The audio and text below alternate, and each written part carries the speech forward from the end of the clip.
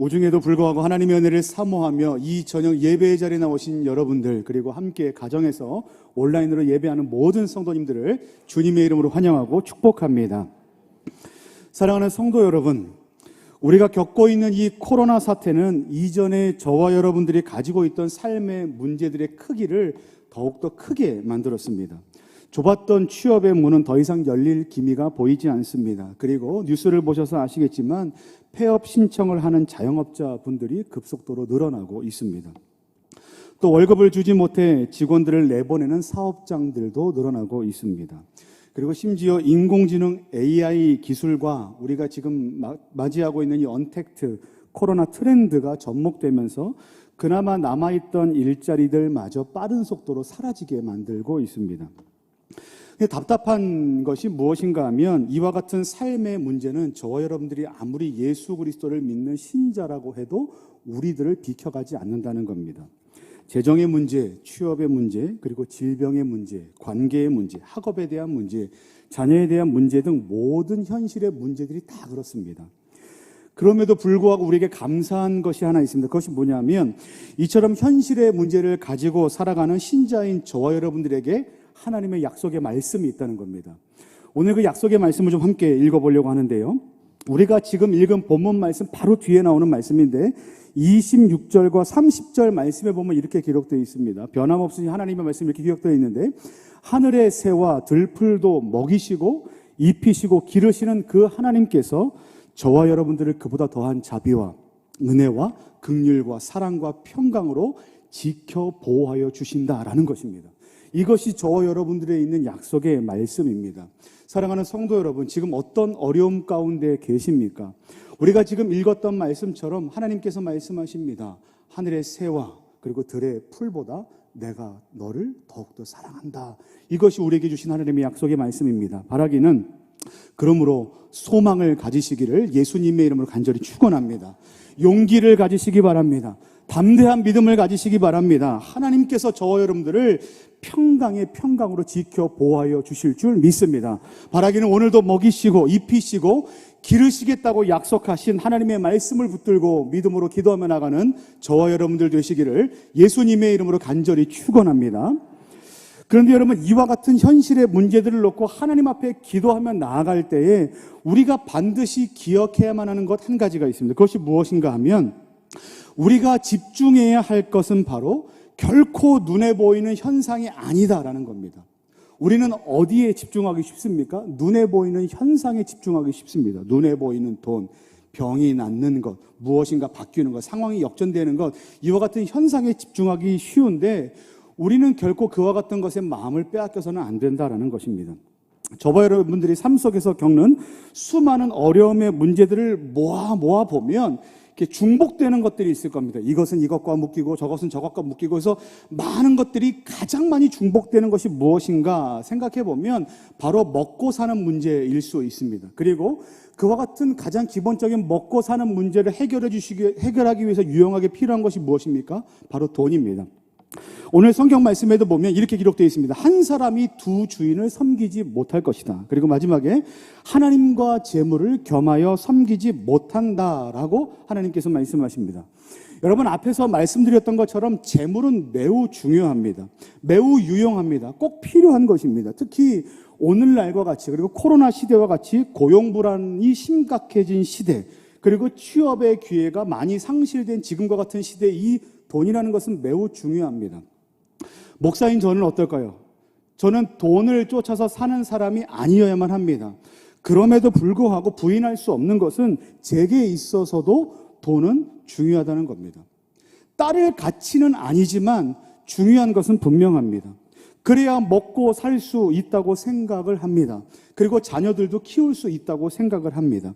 만약 어떤 성인 군자가 나는 돈 없이도 살 수 있다라고 말은 할 수 있을지 모르겠지만 정작 그 자신이 돈이 없다만 살 수 있는가? 그렇지 못할 것입니다.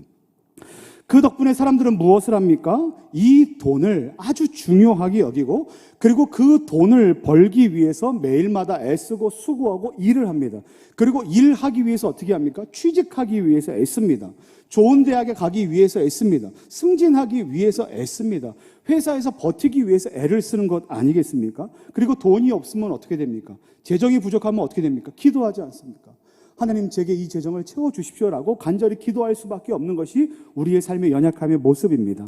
그 덕분에 사람들은 이 돈, 이 재물이란 것을 어느 분과 동급으로 놓고 살아가는가? 바로 하나님과 동급으로 놓고 사랑한다는 겁니다. 오늘 성경 말씀에 보면 하나님과 동급으로 놓는 사람들이 있다라고 말하는 겁니다. 그런데 말이 동급이지 하나님과 동급 이렇게 말하고 있지만 사실 하나님이라는 존재, 하나님과 어떤 다른 것을 동급이라고 놓는 것은 이미 그것을 하나님보다 더 우위에 놓고 있다는 것을 의미하는 겁니다. 그래서 성경이 뭐라고 말씀하고 있냐면 하나님과 재물을 겸하여 섬길 수 없다라고 말씀하십니다. 그럼 이게 무슨 말입니까? 둘 중에 하나만 선택해, 재물이라도 선택해, 이런 말씀입니까? 그렇지 않습니다. 재물보다 더 위에 계신 하나님을 주목하고 하나님을 섬기고 하나님을 믿고 하나님을 신뢰하라고 말씀하고 있는 겁니다. 여러분, 제가 이제 길을 다닐 때 동일로를 지나다닐 때가 있습니다. 여러분 많이 지나다니실 텐데, 동일로를 지나다닐 때마다 어떤 한 지역을 지나다닐 때 깜짝깜짝 놀라는 것이 있습니다. 봐도 놀랍습니다. 제가 어제도 지나가다 보게 된 장면인데요, 어느 한 곳 사거리에 아주 많은 사람들이 줄을 서 있는 겁니다. 보신 분들 있을지 모르겠습니다. 무슨 줄인가 이렇게 신호가 걸렸을 때 이렇게 유심히 봤습니다. 그런데 어떤 줄이냐면 마스크를 위한 줄도 아니고 사은품을 위한 줄도 아니고 바로 로또 복권방 앞에 사람들이 줄을 서 있는 겁니다. 길게.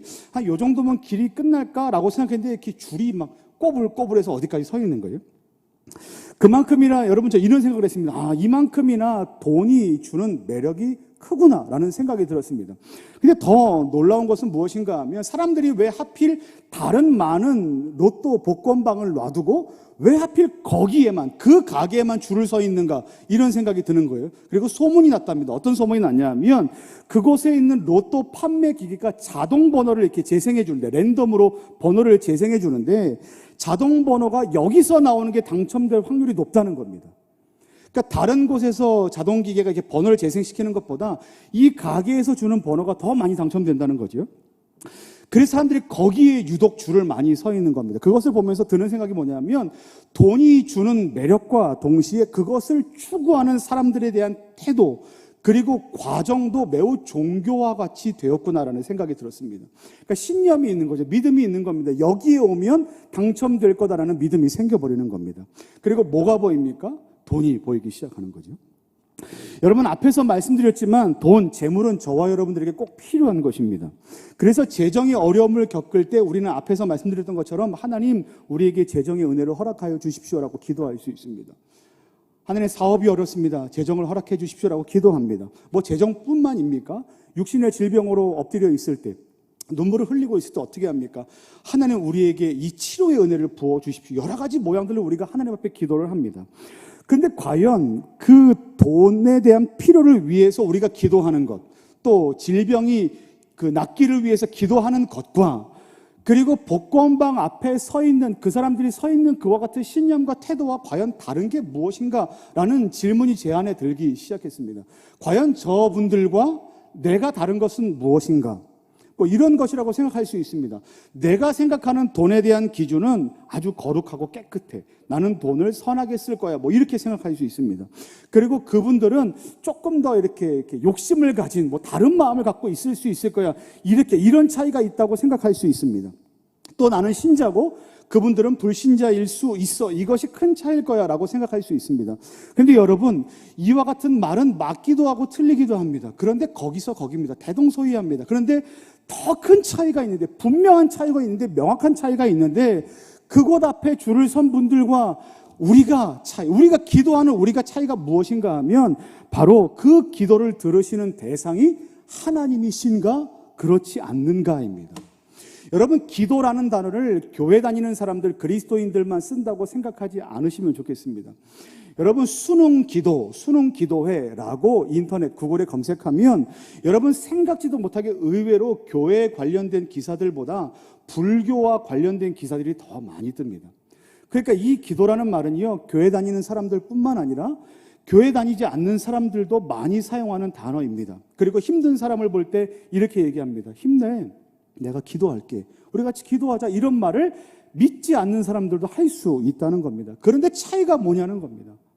차이는 우리는 누구에게 기도합니까? 만군의 여호와 하나님, 진실로 그 기도를 들으실 수 있는 능력이 있는 하나님께 기도한다는 것이고, 나머지 다른 사람들의 기도는 무엇입니까? 헛된 우상에게 기도하는 것 아닙니까? 이것이 가장 큰 차이라는 거예요.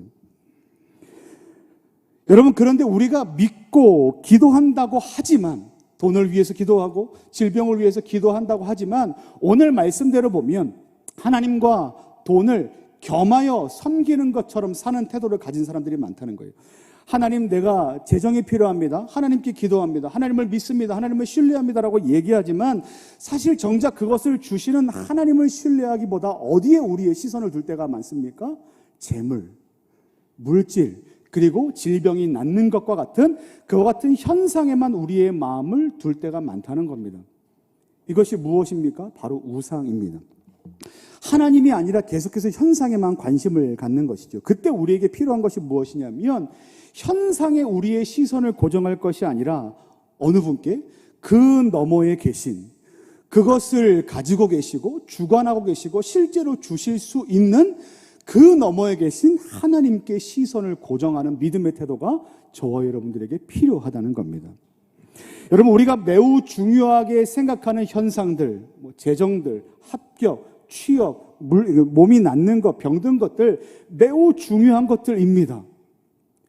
그 어느 누구도 이와 같은 것들이 사소한 것이다, 필요 없는 것이다 말하는 사람은 없습니다. 그만큼 중요합니다. 하지만 우리는 뭐라고 생각해야 되냐면, 이 모든 것들, 우리가 중요하게 생각하고 있는 이 모든 것들은 사실 위대하시고 크신 하나님께서 손에 쥐고 계신 아주 수많은 작은 것들 중에 하나일 뿐이다라고 생각해야만 한다는 거예요. 그것이 중요하지 않다는 겁니까? 아닙니다. 그것을 주시는 분이 누구인가를 기억해야만 한다는 거예요. 누가 주십니까? 하나님께서 주신다는 겁니다. 우리는 그것을 주고도 남을 만한 능력이 있는 아빠를 바라봐야만 하는데, 그 손에 들려있는 장난감만 보는 거죠. 누가 그러냐 하면 제 딸이 그렇습니다. 저는 어린 딸들밖에 없습니다. 아직 나이 든 딸들이 없어서, 자녀들이 없어서 요것밖에 알지 못하지만, 4살짜리 딸이 늘 저에게 하는 말이 있습니다. 아빠 최고야. 아빠가 제일 좋아. 아빠랑 노는 게 세상에서 제일 좋아. 근데 어떤 때인지 아십니까? 그 좋아하는 것들을 맨날 해줄 때입니다. 근데 어떨 때 이럴 때가 있지 않겠습니까? 안 돼. 그러면 안 돼. 지금은 해줄 수 없어. 그렇게 할 수 없는 상황인 거 좀 이해해주면 좋겠어. 이렇게 우아하게 얘기하지 않고 어떻게 얘기하겠습니까? 안 돼. 하지 마. 위험해. 이렇게 얘기하면 어떻게 하겠습니까? 아빠 밉답니다. 아빠 싫답니다. 아빠랑 안 논답니다. 안 볼 거랍니다. 그리고 엄마에게 쪼르륵 달려가는 겁니다. 세상에서 엄마가 제일 좋답니다. 이 아주 꼬맹이 녀석이 뭘 보는 겁니까? 아빠의 손에 있는 것만 보는 거예요. 아빠가 어떠한지, 진짜 그걸 해줄 수 있는지, 자기를 얼마나 사랑하는지는 관심이 없고, 뭐만 보입니까? 지금 당장 자기 마음에 드는 것을 해주는 것에만 마음을 쏟고 집중한다는 겁니다. 복음서에도 보면 예수님께서 병들어 어려움 가운데 있는 자들을 치료하시고 배고픈 자들, 줄인 자들을 먹이셨던 사건들이 기록되어 있습니다. 중풍병자가 침상을 들고 일어나고, 베데스다 못가에 물이 흔들리기만을 기다렸던 38년 된 병자를 고치시기도 하며, 침으로 짓이겨진 그 진흙을 눈에 바른 상태에서 실로암에 갔던 자는 어떻게 됩니까? 눈을 뜨고 보게 됩니다. 이뿐입니까? 죽었던 나사로가 다시 살아나게 되었습니다. 또 말도 안 될 만큼 적은 양 5병 2여를 가지고 5,000명 이상을 먹이시고 남길 만큼 예수님은 기적을 일으키셨습니다. 먹이시고 입히시고 치료하시고 하나님께, 예수님께서는 살리셨습니다. 이게 다 누가 하신 일입니까? 예수님께서 하신 일입니다. 근데 사람들은 이 현상에만 주목하고 이 현상에만 집중하고 예수님을 따라다니는 겁니다. 그래서 예수님께서 뭐라고 말씀하시는지 아십니까? 내게는 너희를 살리고 너희를 치료할 수 있는 능력뿐만 아니라 뭐가 있다? 죄사하는 권세가 있다. 이게 예수님께서 하시는 말씀입니다. 나는 생명의 떡이다. 내가 주는 물을 마시는 자는 영원토록 목마르지 아니할 것이다 라고 예수님께서는 시시때때로 계속해서 말씀하십니다. 당장 병이 낫고 당장 배가 부르고 당장 갈증을 해소하는 것은 우리 육신에게 있어서 매우 중요하고 위급하고 필요한 일이지만 예수님께서는 그 일을 통해서 무엇을 보게 하시길 원하셨냐 하면 예수님께서 우리 가운데 어떤 분이신가, 어떤 은혜를 붓고 계신가, 어떤 능력이 있으신가, 구원을 베푸실 수 있는 능력자 되신다라는 것들을 깨닫게 하시기를 원하십니다. 그리고 그 현상이 아니라 예수님을 주목하고 그 현상이 아니라 예수님을 집중하고 그 현상을 따라가는 것이 아니라 예수님을 따라 영원토록 목마르지 않는 영원한 구원, 영원한 생명 얻기를 소망하시는 것이 바로 예수님의 마음이셨다는 거예요. 여기 취업을 간절히 바라는 한 청년이 있다고 한번 생각해 보십시오. 그런데 진짜 오랫동안 기도하고 준비해서 합격했습니다. 그때 우리는 이것을 뭐라고 말합니까? 하나님의 은혜라고 말합니다. 감사한 일입니다. 그런데 어렵게 취직을 했는데 무엇을 만납니까? 코로나 사태를 만났다고 생각해 보십시오. 그리고 직장에서 나가야만 하는 상황이 됐습니다. 그때 우리는 이것을 뭐라고 설명할 겁니까? 어떤 사람들은 버렸다, 하나님께서 사랑하지 않는다라고 생각할 수 있습니다. 고민이 됩니다. 당사자 본인은 뭐라고 설명해야 될까요? 이 상황이 이성적으로도 감정적으로도 설명이 되지도 않고 이해가 되지 않는 겁니다. 이 상황에서 평정심을 유지할 수 없습니다. 그리고 이런 사람을 보고 쉽게 낙심하지 마, 괜찮아, 실망하지 마, 절망하지 마, 좌절하지 마, 하나님이 도우실 거야 라고 쉽게 얘기할 수 없습니다. 왜 그런지 아십니까? 이 사람 안에서 이게 아직 이해가 되지 않았습니다. 해결이 되지 않았어요. 그런데 여러분, 우리가 신자라고 해서 그런 상황이 100% 지금 당장 이해가 되지 않을지 모르겠지만 그럼에도 불구하고 신자는 무엇을 고백하는 사람인 줄 아십니까? 하나님은 여전히 신실하시고 하나님은 그 인자하심이 영원하시며 우리에게 날마다 좋은 것, 선한 길로 인도하시는 분이시다 라는 사실을 믿는 믿음을 가지는 자가 뭡니까? 신자입니다. 이런 믿음이 언제 가능합니까? 우리의 상황이 결코 회복되지 않을 것처럼 보이는 그 상황 속에서도, 그리고 심지어 결코 그 상황이 지금 당장 해결되지 않아도 하나님은 분명 그 상황 너머에서 역사하시는 분이시다라는 것을 믿을 때 이 고백이 가능합니다. 그리고 심지어 육신의 죽음조차, 질병조차, 그리고 재정의 어려움조차 예수 그리스도의 사랑 안에서 우리를 끊을 수 없다라는 믿음을 가진, 그 믿음을 가졌을 때 이와 같은 고백이 가능하다는 거예요. 현상에 집중할 때가 아니라 그 너머에 계신 하나님을 집중할 때 이러한 믿음이 우리 가운데, 이러한 고백이 우리 가운데 있을 수 있습니다. 여러분, 영화 좋아하십니까? 기독교 영화 중에, 그나마 기독교 영화 중에 유명했던 영화가 있는데, 3편으로 시리즈로 출시됐던 영화가 있는데 신은 죽지 않았다라는 영화입니다. 여기서는 교회가 핍박받고 그리고 교회가 시대 가운데 어려움을 겪는 많은 일들이 나옵니다. 목사님이 감옥에 갇히기도 하고, 그리고 동료 목사가 죽기도 하고, 그리고 교회가 사람들의 지탄을 받고, 교회 앞에 사람들이 이렇게 낙서를 하고, 떠나라, 아웃해라 이렇게 욕을 하고 데모를 하는 그와 같은 상황 가운데 있습니다.